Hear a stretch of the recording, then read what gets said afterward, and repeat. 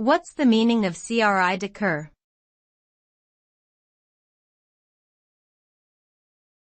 Cri de cœur.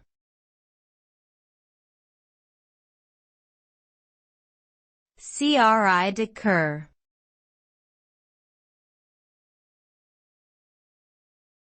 Cri de cœur.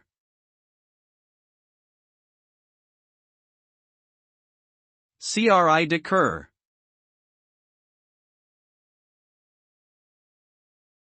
Cri de cœur is a French expression that translates to cry from the heart in English. It describes an impassioned plea or a heartfelt outcry that comes from deep within a person.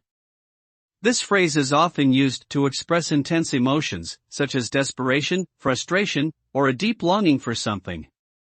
A cri de cœur can be a powerful tool for inspiring change, as it allows individuals to communicate their deepest desires and feelings in a way that is raw, honest, and authentic.